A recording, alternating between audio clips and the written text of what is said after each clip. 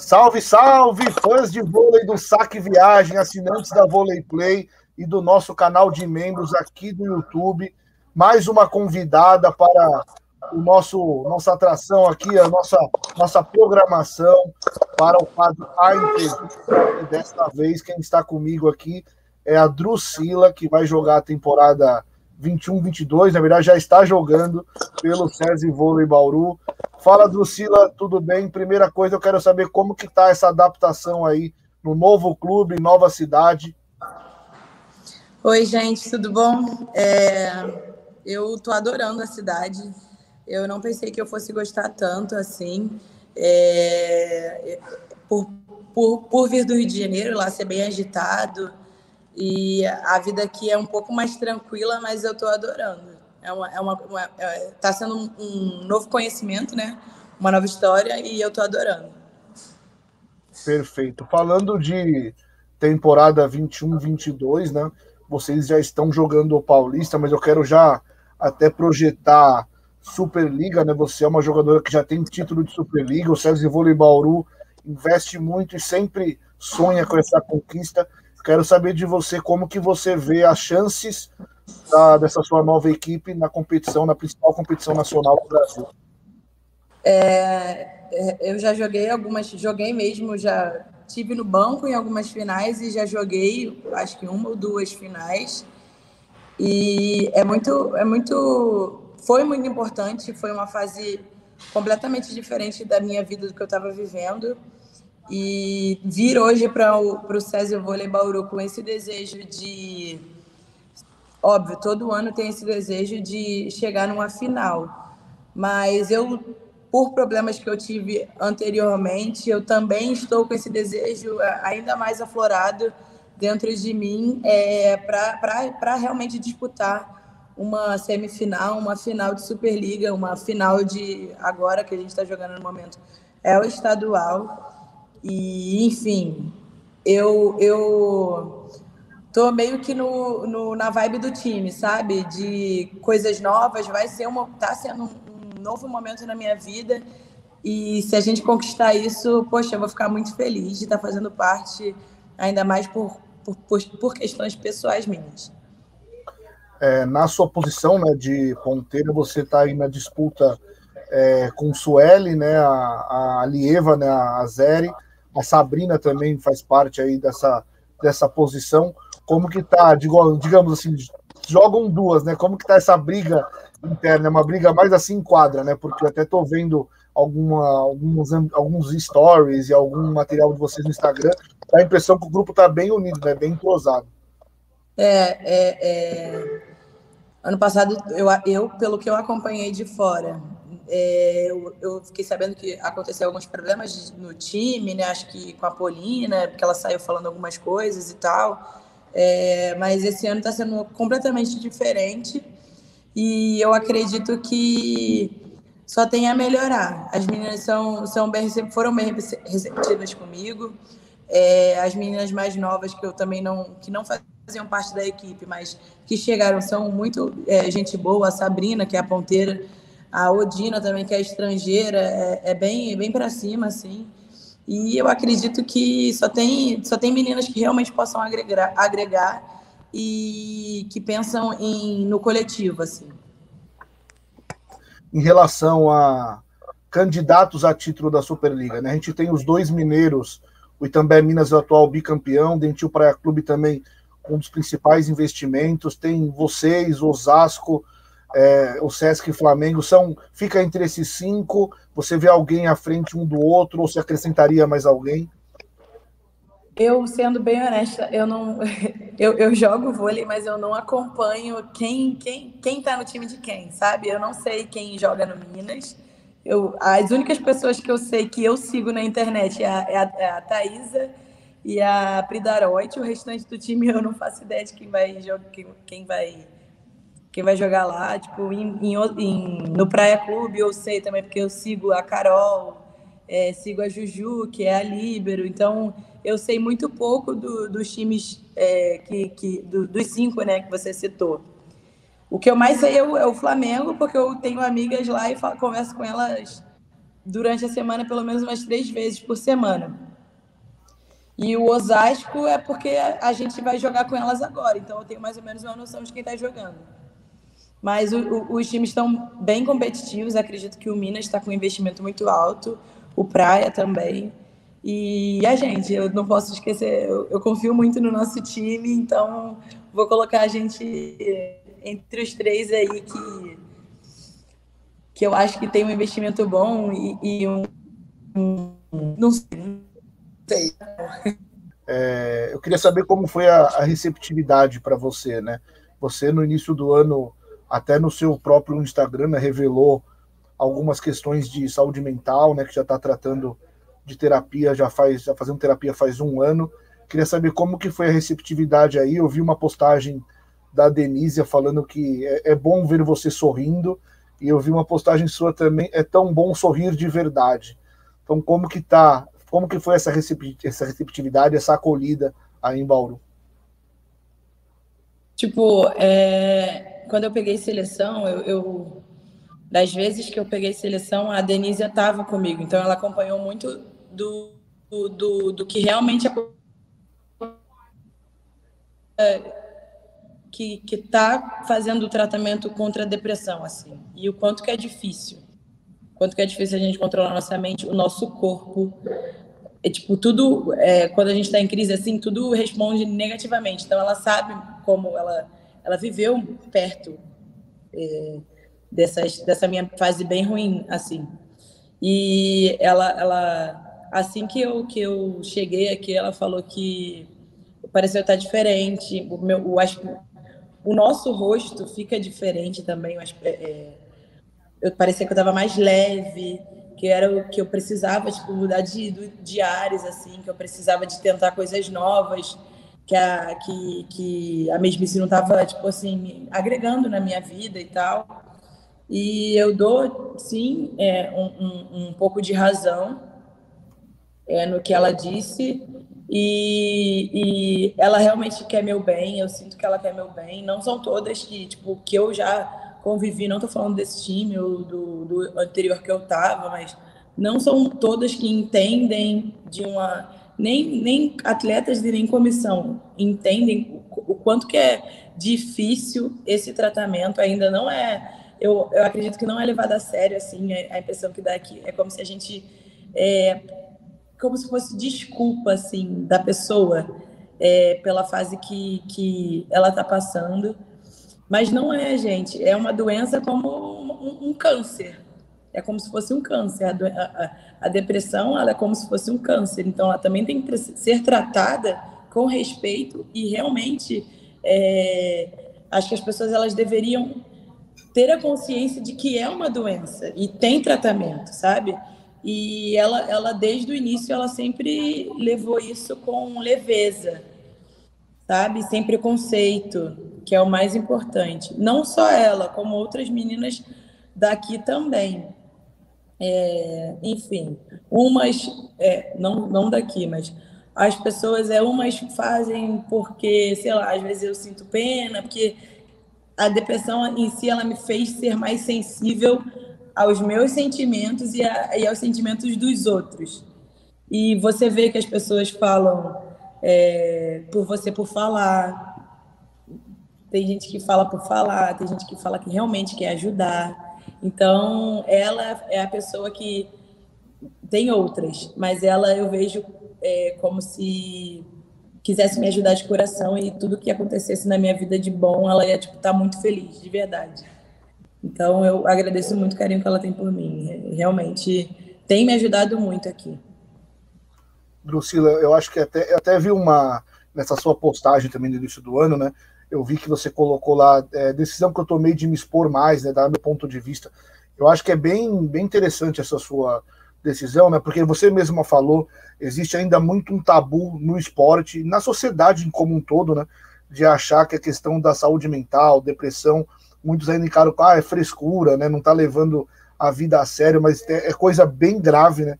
A gente viu até na própria Olimpíada agora, que aconteceu com a Simone Biles dos Estados Unidos, todo mundo colocava uma expectativa enorme, ela não competiu porque ela mesma disse que não estava preparada mentalmente para a competição. Então, eu acho a sua iniciativa bem interessante para mostrar para outras pessoas o quanto é difícil isso e o quanto tem tratamento, mas é difícil passar por esse momento. Eu queria saber como que você tem lidado, assim, a gente até nos programas, eu costumo falar muito nos nossos programas, que tem que ter dar um tempo a mais, uma atenção a mais, né, no seu caso, porque a questão de saúde mental não é uma lesão de perna, de muscular, óssea, é uma coisa bem mais complexa. Então, como que você tem lidado com isso, né, até para prosseguir sua carreira? Primeiro, é difícil você aceitar que você tem um problema. E para mim, então, foi muito difícil, porque eu também achava que era frescura. Eu também pensava dessa forma.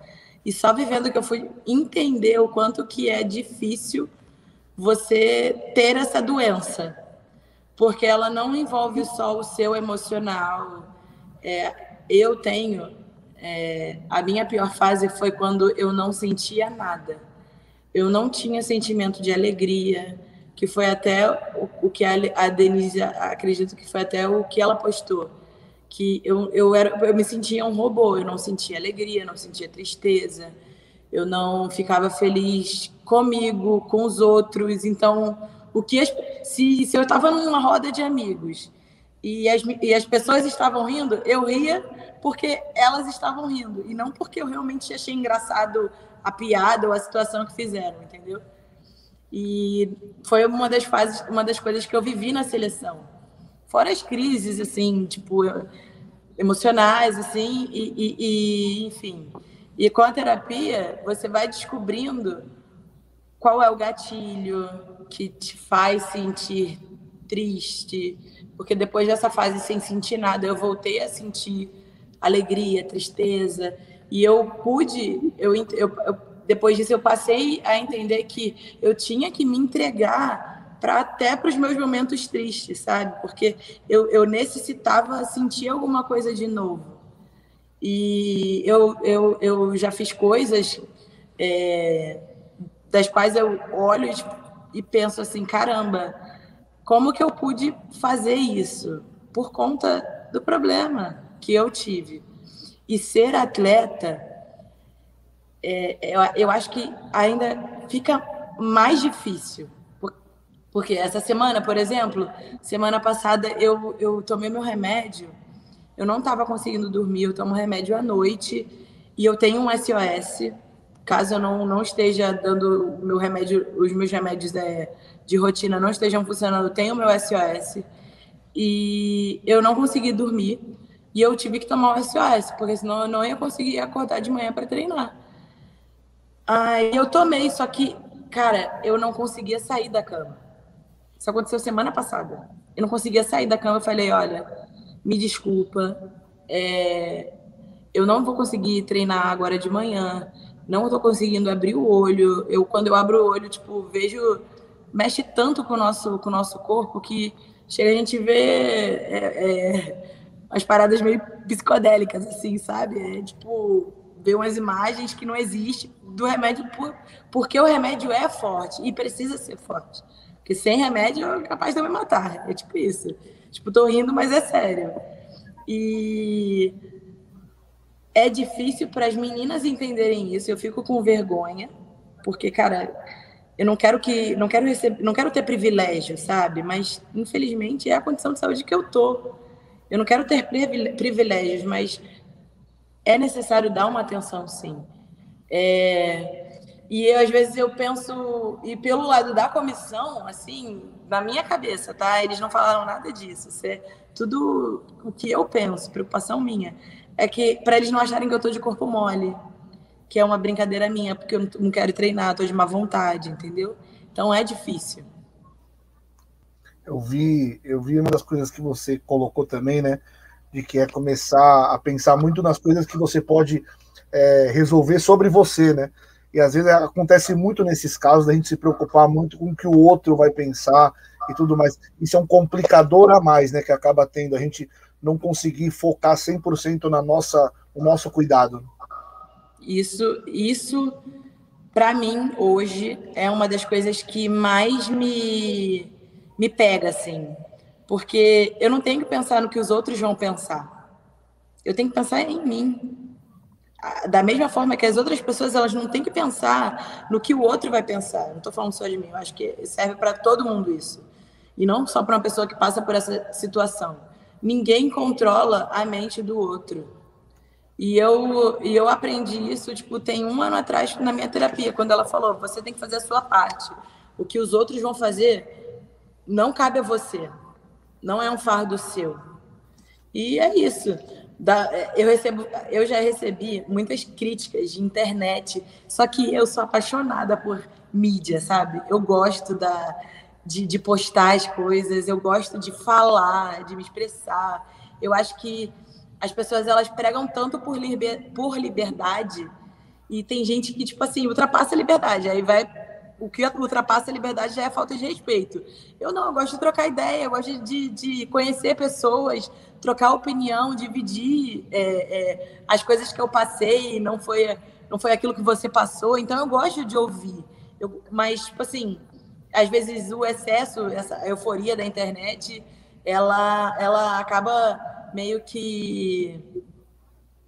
As pessoas não têm maturidade para entender. Entendeu? Então, eu gosto muito disso. Então, eu gosto de me expressar, de falar, e tarará. Até esqueci o que você falou, a pergunta. Não, mas você respondeu a minha pergunta, mas assim, eu acho muito curioso, né, que às vezes é muito mais fácil as pessoas na internet, ou em qualquer lugar, mas a internet que hoje que facilita a comunicação, falarem do outro, porque na verdade elas não têm coragem de olhar para si, então é mais fácil falar do outro. Uma coisa que eu estava lendo enquanto as pessoas estavam... eu postei um negócio da seleção, realmente me expressei mal. Só que eu fiquei pensando, gente, as pessoas, elas se expressam mal o dia inteiro, toda hora. E, tipo assim, em um momento que aconteceu, eu fui extremamente julgada, só que eu não fiquei mal. Eu juro pela minha vida, eu não fiquei mal. Porque eu pensei, cara, essa pessoa, eu acho que ela fala muito mais sobre ela, aquilo que ela está falando, as palavras que ela está usando, fala muito mais sobre ela do que a mim mesmo, porque eu sei que eu me expressei mal. E acontece, gente, isso acontece a qualquer momento, e não é só na rede social, só que hoje a rede social ela é tão poderosa que na mão de pessoas erradas acaba, tipo assim, dando um BO gigante. Mas o problema do outro, quando as pessoas se expressam, é o que eu penso, fala muito mais sobre ela mesma do que a pessoa que ela está falando. Então, eu gosto de ver isso também, porque eu aprendo muito com isso. Eu acho interessante. Essa questão que você falou que se expressou mal foi a postagem depois da medalha de prata, que você colocou que independente se ganhou ou não, eu nem lembro como foi, mas acho que foi isso que pesou, né, a mão da galera. Foi a primeira frase. Tipo assim, porque eu não acompanhei os jogos. Ou era de madrugada, sei lá, de madrugada eu tinha que treinar no dia seguinte, ou era de manhã e eu estava treinando. Então eu não conseguia acompanhar o jogo do feminino. Eu acompanhava mais o do masculino e outros esportes do que o vôlei. E eu falei, não torci contra nem a favor, mas não significa que eu não estava desejando. Para mim, torcer é estar lá torcendo, tipo, vamos, acompanhando. Mas desejar o bem, que ninguém se machuque, que elas se recuperem rápido para a próxima partida, que elas sejam bem tratadas, que elas não peguem Covid, sabe?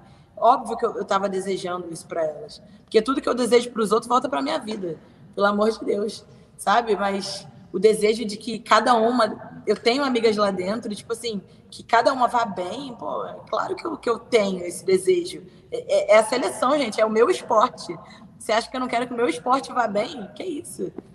Não tem nada a ver uma coisa com a outra, sabe? E eu terminei no post falando que na fase olímpica o Brasil ele não tinha ido bem em quase todos os campeonatos. No ciclo, né? No ciclo olímpico não foi bem. Se eu não me engano, eu posso estar errada, tá? Não me lembro. Mas eu acho que não chegou nem a pegar terceiro lugar. Não foi bem. E chegar numa Olimpíada de uma situação de pandemia, porque, caramba, eu tenho certeza que todo atleta sofreu pra caramba para voltar, de qualquer esporte. Nessa situação, chegar em segundo lugar, caramba, é coisa pra caramba. Então, as pessoas elas têm que dar valor a isso. Vivendo, porque eu estava nesse ciclo, vivendo isso, eu via que as pessoas apontavam muito. Ah, também é não sei quem que é baixa, é não sei quem que tá gorda, é não sei quem que faz. Sempre tem uma desculpa, sempre tem uma desculpa. E é muito dedo, tipo, pra pessoa que não sabe nem um terço do que a gente vive, sabe? Às vezes, tudo isso que você falou, a gente pode explicar que o adversário foi melhor, né? Às vezes acontece isso também.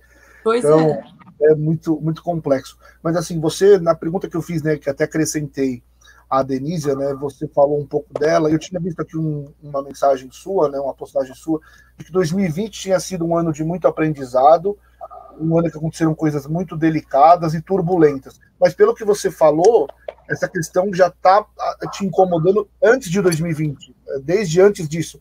E 2020 só agravou?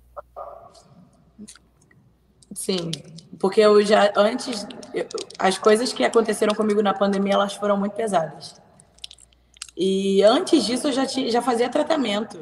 Eu faço tratamento de depressão, eu vou à terapia desde 2016. Só que com a terapia, eu descobri que eu era depressiva muito antes de 2016. Tipo, seleção de base. Eu tenho lembranças de que eu ligava para minha mãe chorando. Eu falo, mãe, eu quero ir embora daqui. Eu preciso sair daqui. Eu não conseguia dormir sozinha. Eu não conseguia ir ao banheiro e fechar a porta. Eu não conseguia ficar em alguns lugares sozinhas. Eu só chorava. E a Gabriela Cândido, que é da minha seleção, na Sub-23, ela ficou muito mal no campeonato. E quando ela chegou no Rio, no estado dela, em Paranavaí, acho que em Tamboara, que ela mora em Tamboara, ela foi saber o que ela tinha e por que ela ficou tão mal no campeonato. E ela, em terapia, a terapeuta, a psiquiatra diagnosticou ela com síndrome do pânico e depressão.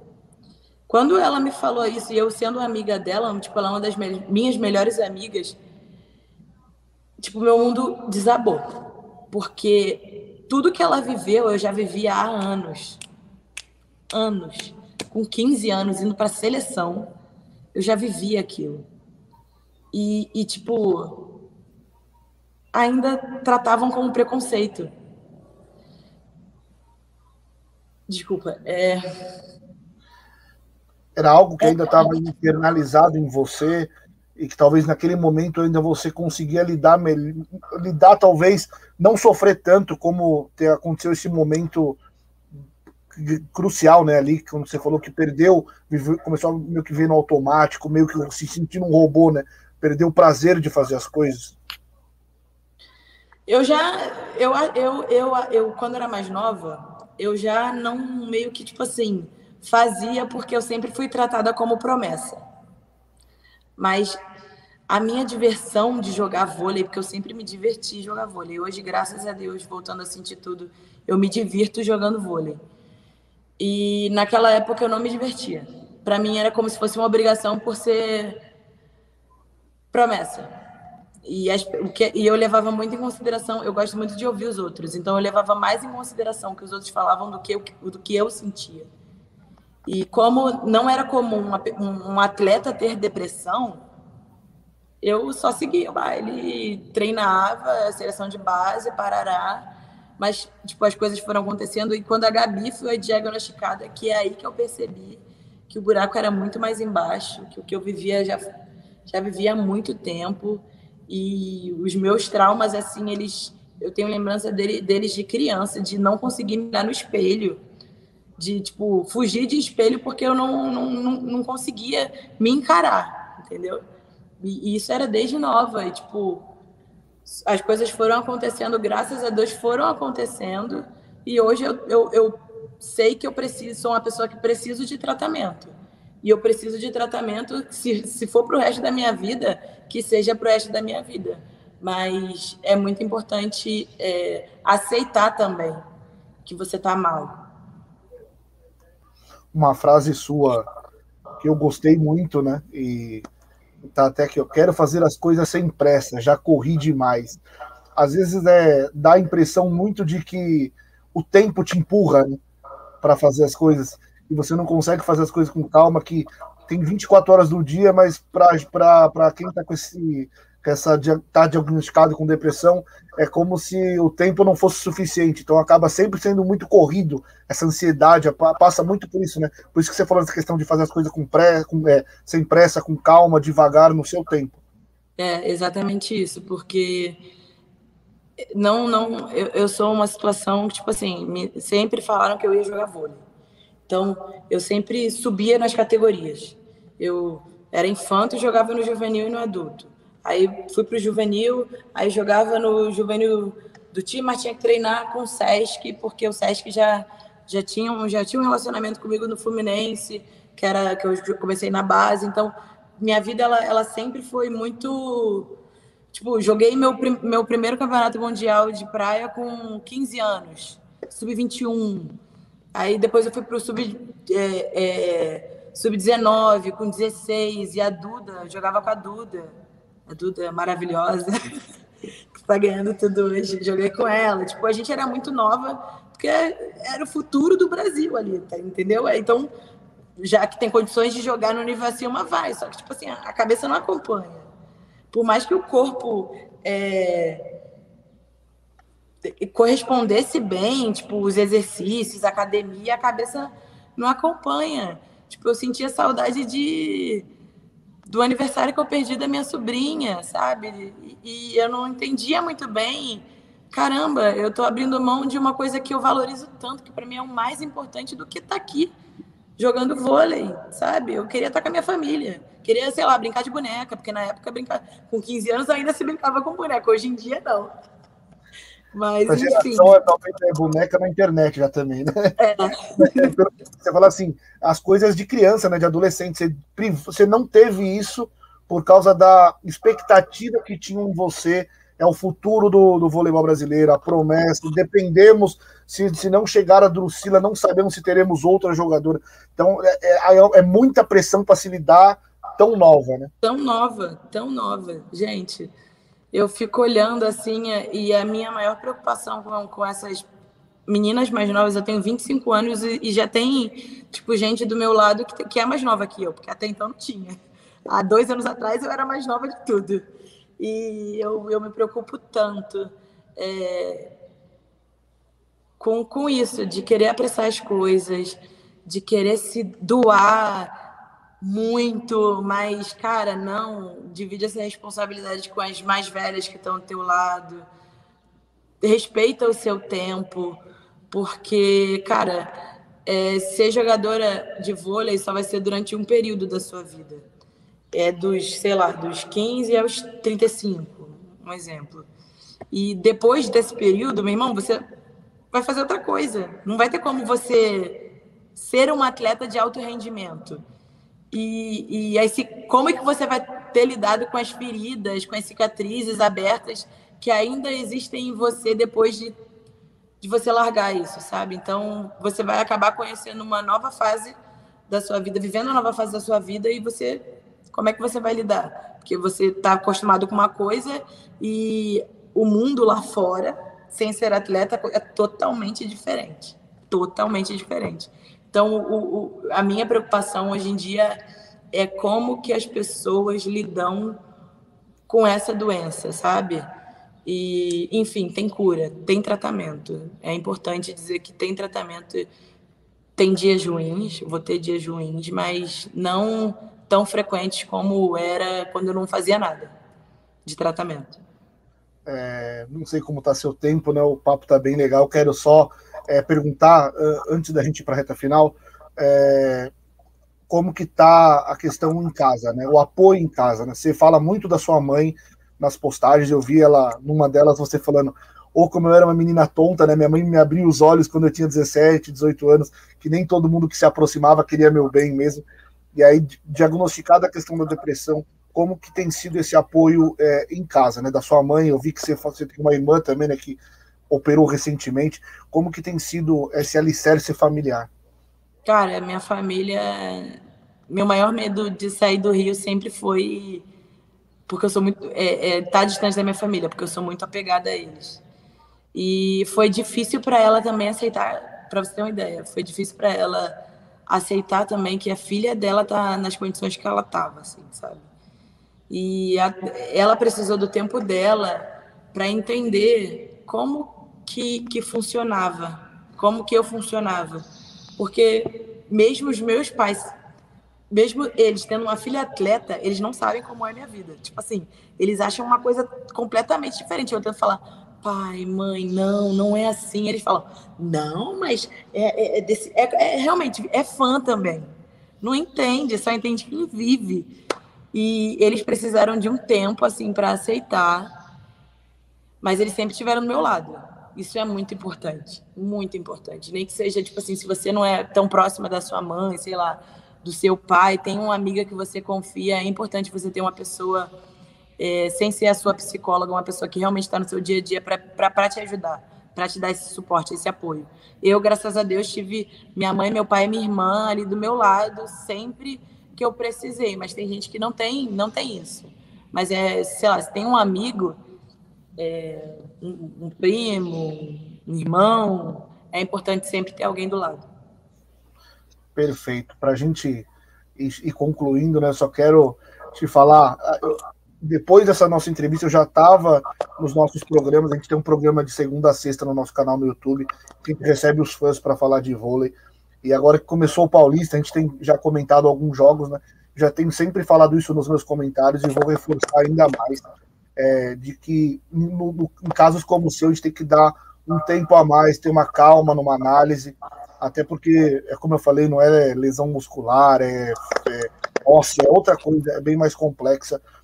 O que todo mundo fala é que você tem muito potencial, ainda se fala muito em você em seleção brasileira. Eu sei que você está pensando um passo de cada vez e tudo mais, mas como você voltou a ter prazer em jogar vôlei, se lá para frente, digamos, a seleção ainda, você pensa em seleção, talvez até como se estiver ainda sentindo prazer estar na seleção, como que você vê essa questão de seleção brasileira?